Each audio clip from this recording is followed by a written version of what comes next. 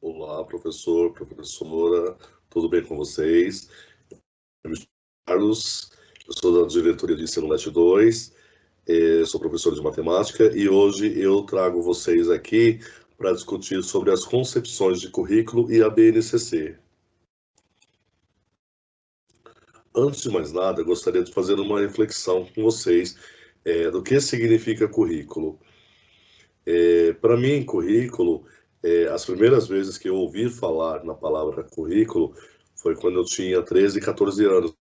Comecei a procurar emprego e as agências ou empresas, elas solicitavam uma ficha de solicitação de emprego e, além da ficha de solicitação de emprego, solicitavam o currículo vitae. Esse currículo vitae é onde você se identificava, identificava sua filiação, seus pais, identificava seu endereço, identificava sua qualificação profissional ou suas experiências ou cursos.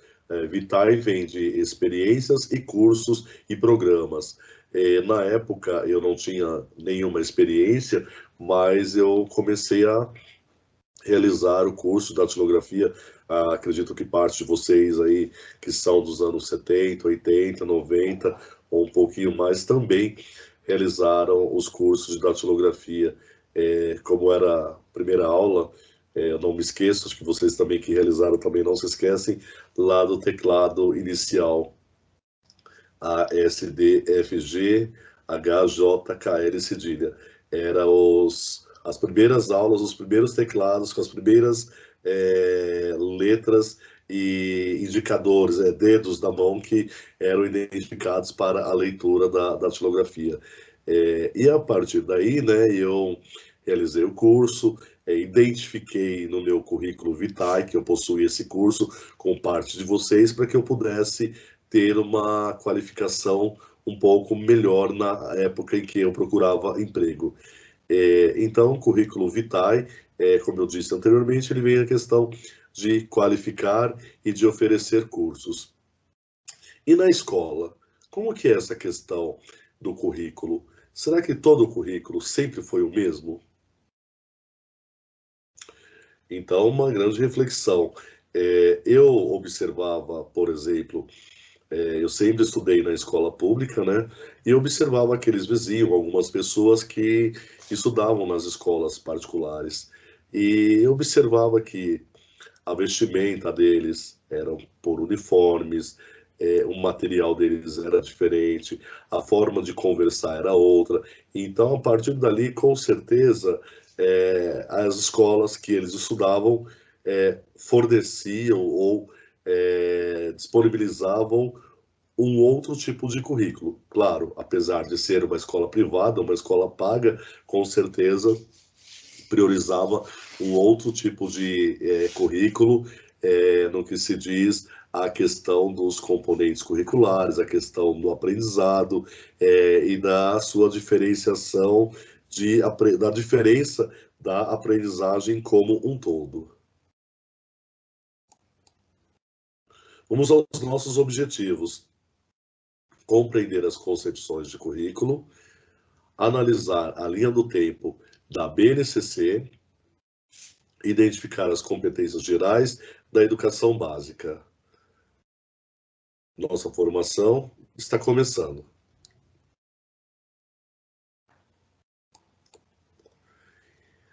Então, iniciando a nossa aula, eu trouxe uma literatura que fala sobre as concepções de currículo. A nossa literatura é O Currículo, uma reflexão sobre a prática, José Guimeno Sacristán. Ele foi um espanhol, é um espanhol, ele trabalhou a questão, uma reflexão sobre a prática dos anos 2000, até hoje ele defende muito essa questão do currículo, e o que chama bastante atenção nessa questão, quando o autor fala de currículo, ele fala que existe uma disputa que ela traz alguns aspectos regrado para aquela turma seletiva, como eu disse anteriormente. Por que as escolas, aqueles alunos que estudavam nas escolas particulares, ao observar, você já analisava que ele tinha uma postura diferente, um falar diferente, com certeza um aprendizado diferente também. Então, o autor, Guimeno, ele vem comparando essa questão. Por que que na escola pública ela segue a seleção do currículo, o aluno vai aprender na série e ano, e o professor ele pauta a sua prática daquilo que o currículo estabelece. Então, ele já é um currículo pronto, definido e acabado pelas esferas municipais, estaduais e federais. Eu acho que havia o contrário. As esferas estaduais, governo federal, os governos estaduais e municipais, e dentro das cidades como um todo, que possuem cada currículo. Antes, só vale lembrar que o currículo também ele depende muito da questão de partidos políticos, não só de partidos políticos, quem é que governa a cidade X, Y, Z, que traz e estabelece um currículo específico. Essa era uma questão que o autor vem chamando a atenção. Primeiro, a questão de um currículo de disputa seletivo para aqueles das escolas privadas e um currículo específico para as escolas públicas, porém atrelado à política de cada partido da sua cidade ou não. Mas vamos amadurecer um pouco essa questão de currículo. Falando um pouco também, um pouco mais sobre dando outros exemplos sobre currículo privado, por exemplo, o sistema Anglo, o sistema Etapa, o colégio Objetivo, temos ali o Instituto Goethe, que é um colégio alemão, que também traz toda a sua trajetória de um currículo diferenciado para essa estrutura. Nós temos também na Faculdade de Educação da USP, o Centro de Aplicação da USP, que é uma escola que oferece a modalidade de ensino do primeiro ao quinto ano, ou seja, ela traz ainda um pouco antes, ela traz desde o pré até os anos finais do primeiro ano, os anos iniciais, do primeiro ao quinto ano, ele traz uma modalidade de ensino diferenciada. Ela obedece o currículo, mas quem seleciona aquele currículo nessa escola pública é a própria faculdade de educação, é o próprio centro de aplicação que analisa, identifica e direciona que tipo de currículo aquelas crianças devem aprender.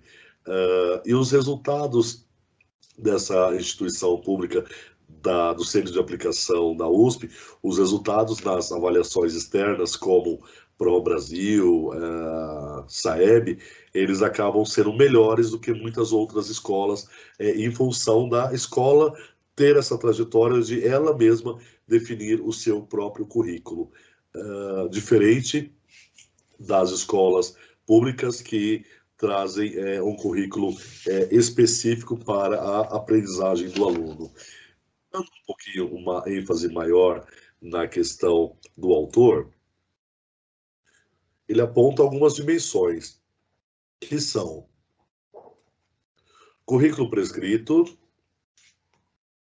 o currículo oficial, o que a rede determina, por exemplo, que a rede estadual de São Paulo, que a rede estadual do Rio de Janeiro, ou a rede estadual de um determinado estado determina que existe esse currículo pronto, definido e acabado, ou que a rede municipal de um determinado município determina, é um currículo já elaborado pelas esferas centrais para orientar e subsidiar o trabalho do professor da escola.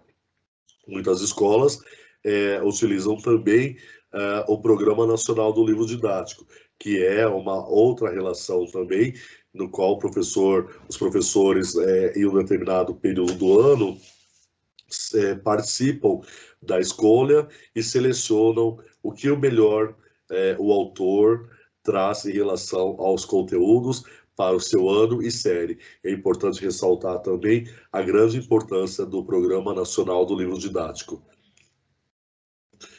O currículo planejado, ele já em relação a essas por exemplo, como eu citei, o centro de aplicação da USP, que são materiais produzidos para uso dos professores e alunos da escola. São materiais que são produzidos, analisados, identificados, selecionados para uso de determinado público-alvo, no qual ela tem esse sistema de ensino, tem essa liberdade, como também os outros sistemas de ensino, por exemplo, Colégio Bandeirantes, colégios adversos, colégio adventista, colégio metodista, cada um traz a sua metodologia diferenciada, atendendo um princípio de um currículo, mas um currículo diferenciado para atender certas especificações de cada aluno.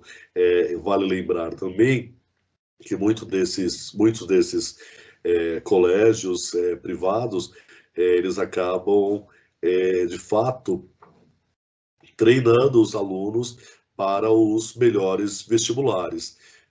Por exemplo, a FUVEST, a USP, quer dizer, a mesma, né, FUVEST, a Unicamp, e o FUVEST, e Univest não, não me recordo o nome agora, mas são vários institutos, né, que realizam essas avaliações para os vestibulares, e muitos deles vêm das escolas privadas, né, um pouco diferente da escola pública. A escola pública ela tem um currículo prescrito, um currículo determinado, no qual o aluno e o professor direciona, desenvolve esse currículo ao longo do ano para atender às necessidades básicas da educação básica e da educação pública como um todo. E eu falo um pouquinho também do currículo organizado aqui abaixo, que são arranjos de tempos, espaços e sujeitos saberes no interior da escola, que é no interior da escola que tudo se transforma. Então, existe alguns conteúdos, posso dizer conteúdos, mas hoje houve uma mudança para objetos de aprendizagem, que muitas vezes depende muito do tempo de cada aluno, o tempo de cada sala e de cada turma. Esse currículo ele é trabalhado na escola de maneiras diferenciadas, até com que o aluno possa ter uma melhor compreensão deste currículo.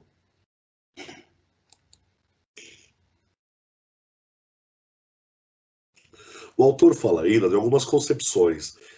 Segundo o Guimeno, o currículo, no dia a dia, ele é utilizado em diferentes situações com significados distintos. Refere-se tanto aos documentos curriculares produzidos em diferentes esferas, as federais, estaduais e municipal, quanto também a listagem de conteúdos, competências, habilidades, objetivos e direitos de aprendizagem que cada aluno, referências, algumas lembranças em relação ao currículo no qual nós estamos falando. Nós temos aqui uma imagem dos alunos uniformizados, juntamente com a professora. Na época tínhamos, por hábito, né, todo ano, e série, a cada mudança, uma troca e uma foto, um registro da turma. Eu trago aqui um livro de história geral, na época, segundo ano colegial. Olha que interessante a capa, segundo ano colegial. Eu já sou da época que a escola pública que eu estudava, ela trazia a nomenclatura ali EEPG, Escola de Primeiro Grau. Depois, mais à frente, eu fui para uma escola de EEPSG, uma escola de primeiro e segundo grau, que durou até essa nomenclatura, se eu não me engano, meados de 94 a 96, aproximadamente, quando a LDB 9394/96 mudou a nomenclatura para escolas de ensino fundamental que oferece a modalidade na época da primeira ou oitava série, hoje do primeiro ao nono ano, na época também de primeira ao terceiro ano do ensino médio. Hoje a nomenclatura é da primeira à terceira série do ensino médio, então houve algumas alterações aí das nomenclaturas aí de aprendizado. Acho que é importante relembrar também. Aqui nós temos a capa de um livro de língua portuguesa. Na época, também como a nossa ortografia e gramática ainda era outra, né? Língua portuguesa escrevia com a letra Z. Isso na época 70, dos anos 70 e 80, né? E uma capa também do Plano Nacional de Educação, no qual ele, a cada 10 anos, como o último decênio de 2014 a 2024, ele já previa alterações na educação apontada lá na Base Nacional Comum Curricular. É o que nós vamos ver nos próximos slides.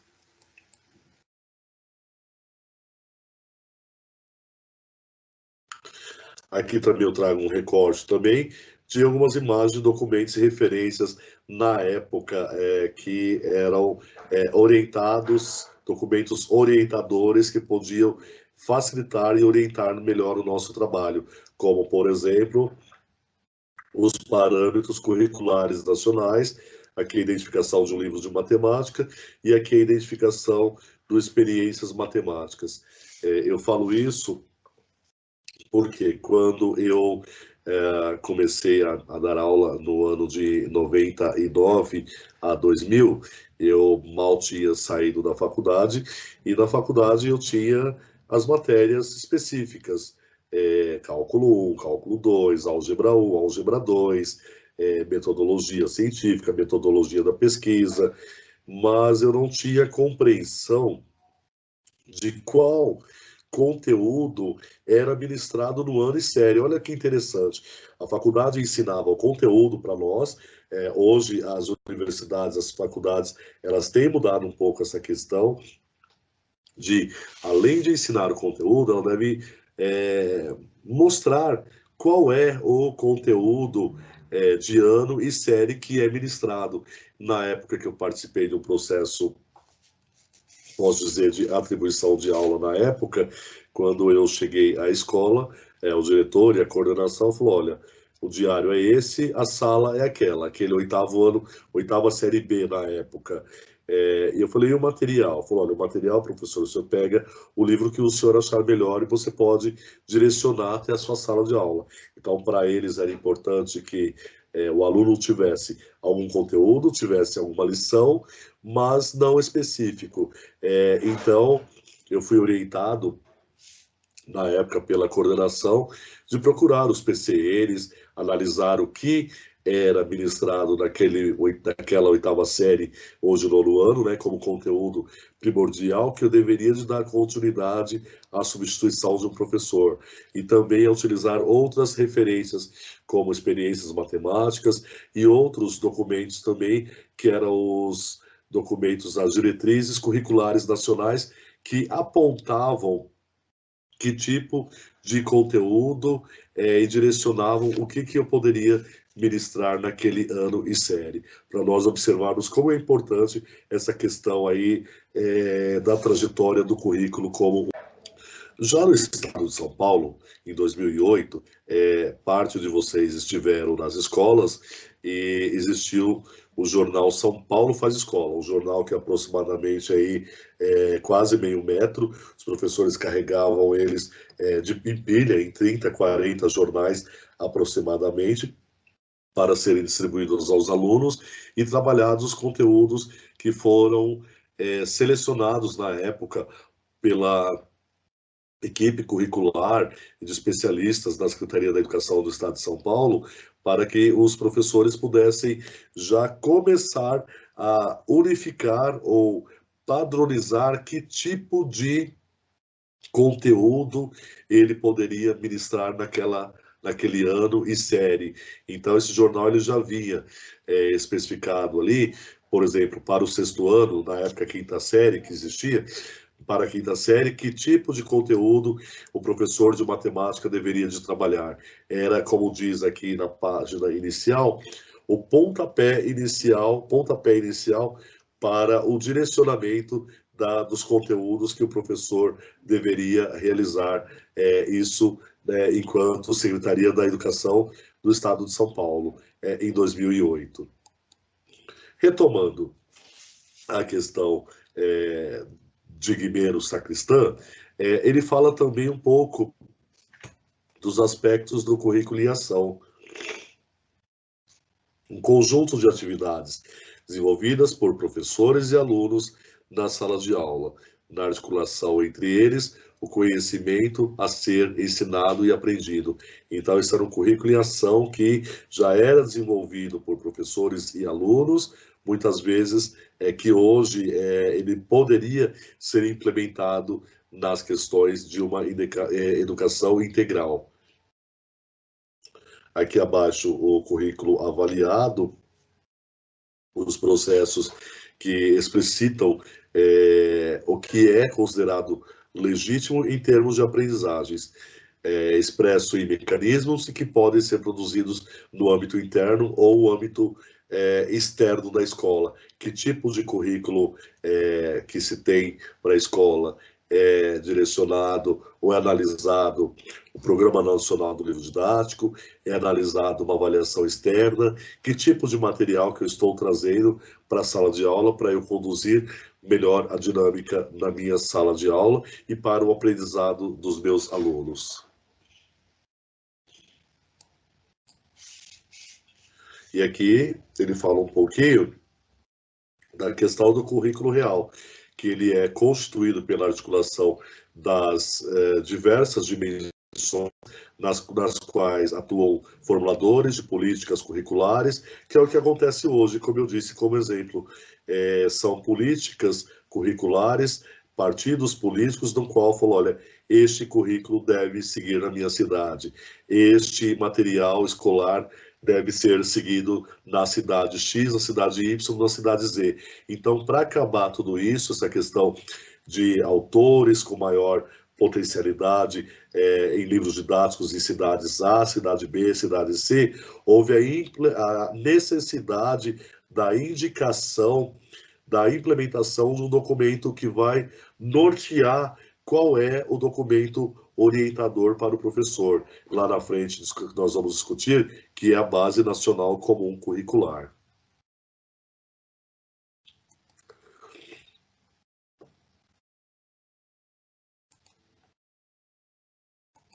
E o currículo real ele é elaborado pelos órgãos governamentais, né, identificando quais os conteúdos, objetos de aprendizagem a serem que devem aprender no ano e série. É um aprendizado baseado naquilo que o currículo está presente no momento, do ano e série de cada estado e município. Aqui eu trago também o recorte do currículo oficial do Estado de São Paulo, que foi implementado de 2008 a 2018. Nós temos aqui a capa, aquela capa que as pessoas comentavam, tarja preta, branco e preto. Aqui no caso, matemática. Aqui a apresentação dos cadernos do professor na área de arte, história, língua portuguesa, matemática, e assim como foi promovido para todas as áreas um caderno em específico, para cada ano e conteúdo curricular específico de cada ano e série. Aqui eu trago a vocês um recorte do currículo paulista. Só que o currículo paulista ele vem depois da Base Nacional Comum Curricular. Então é importante eu falar um pouquinho da Base Nacional Comum Curricular com vocês e depois nós vamos revisitar um pouco essa questão da construção e da concepção do currículo paulista. A Base Nacional Comum Curricular, ela não ela teve o seu tratamento através da linha do tempo aqui específico. 1980 88, período da nossa Constituição Brasileira, 1996, a LDB, 1997 a 2013, nós tivemos as diretrizes curriculares nacionais que apontavam quais conteúdos as escolas deveriam de utilizar ou seguir. Então, de 1988 a 2014, as leis que garantem a BNCC. De 1988, a Constituição Brasileira, 96, a LDB, que já tinha um documento que já apontava que iria existir um documento norteador orientando que todos os estados e municípios pudessem ter uma aprendizagem única. E o período de 97 a 2013, nós temos aqui as diretrizes curriculares nacionais que já apontavam quais os conteúdos e objetos de conhecimento a serem aprendidos por ano e série. A BNCC, como eu disse, no decênio do Plano Nacional de Educação de 2014 a 2024, ele já previa a alteração nesse segmento da Base Nacional Comum Curricular. Então, em 2015, em 2014, 2015, houve uma consulta pública disponibilizando todos os conteúdos curriculares. Essa consulta foi disponibilizada para todos os professores da rede, tanto pública como da rede privada, para que pudessem analisar e identificar quais os conteúdos que acreditam ser melhor trabalhado no ano e série para todo o Brasil. Então, em 2015 nós tivemos a versão 1, 2016 tivemos a versão 2 da BNCC, em 2017 nós tivemos a homologação após a consulta e participação dos professores na elaboração e na identificação de quais os currículos que deveriam ser importantes para o ano e série, e em 2018, essa análise para vários municípios, no período de 12 de setembro a 5 de outubro, era uma consulta pública online da versão 0, para que todos os professores pudessem analisar quais são os conteúdos específicos para cada ano e série. Então, ele teve esse período. Mais à frente, teve a Undime, juntamente com as secretarias de educação, homologando e analisando quais eram os conteúdos para a construção do currículo como um todo. A Base Nacional Comum Curricular, ela é um documento de caráter normativo, ela não é um currículo, ela direciona que tipo de conjunto, ela define o conjunto de aprendizagens essenciais que todos os alunos devem desenvolver ao longo da educação básica. E com isso, ter assegurados os diferentes direitos de aprendizagem e desenvolvimento conforme preconiza o Plano Nacional de Educação. Como eu disse lá acima, no período de 2014 a 2024, já era apontado no Plano Nacional de Educação, era uma das metas de ter uma aprendizagem essencial para todos os estados e municípios do país. Por exemplo, o mesmo conteúdo, objetos de aprendizagem que é aprendido aqui no estado de São Paulo, é o mesmo que deve ser aprendido lá em Altamira, no Pará, no Acre, no Amazonas, em Tocantins, em Roraima, no Rio Grande do Sul, de leste a oeste, de sul a sudeste, de norte a nordeste, de nordeste a centro-oeste, ou seja, no país como um todo, o conteúdo, o direito de aprendizagem essencial, o mínimo, é identificado pela Base Nacional Comum Curricular, que é um direcionamento daquilo que se deve ser aprendido. Então, a partir daí, cada estado, cada município desenvolve o seu currículo baseado e pautado nas habilidades e competências dos objetos de aprendizagens que apontam a Base Nacional Comum Curricular. Agora eu vou apontar para vocês as competências gerais da BNCC. Conhecimento presente em todas as áreas do currículo,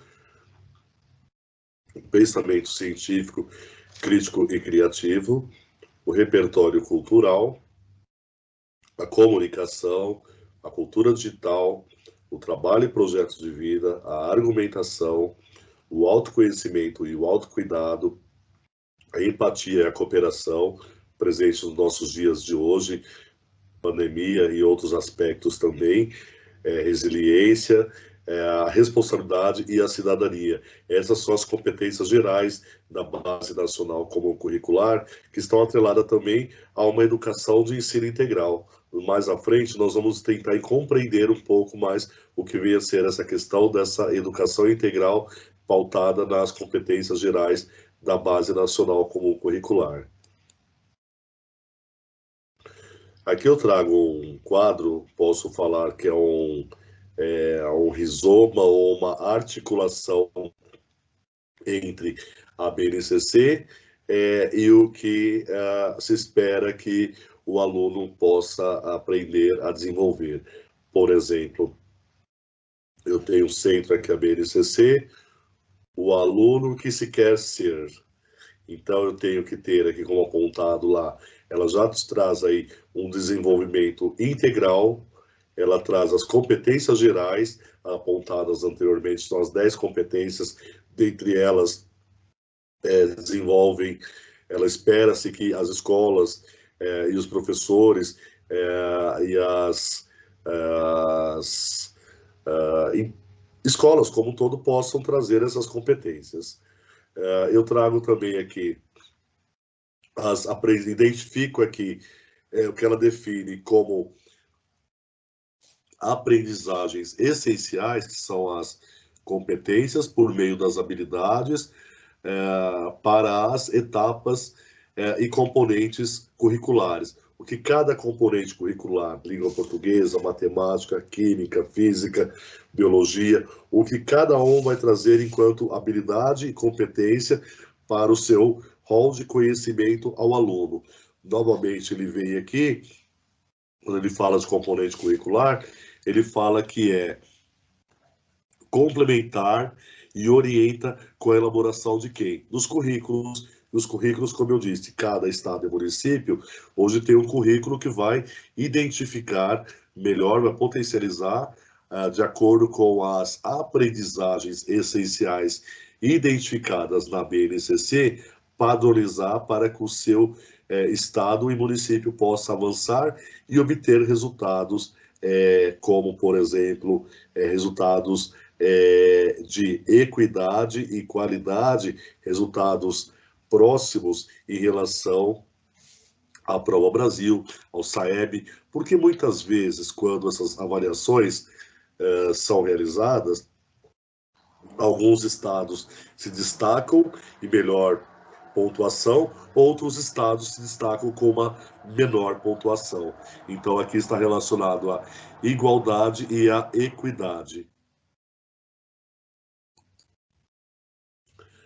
Finalizando aqui nosso contexto aqui, tanto a Base Nacional Comum Curricular como o Currículo Paulista, eles traz a estrutura dos seus objetos de aprendizagem da seguinte maneira: as unidades temáticas, o ano, as habilidades do Currículo Paulista e os objetos de conhecimento.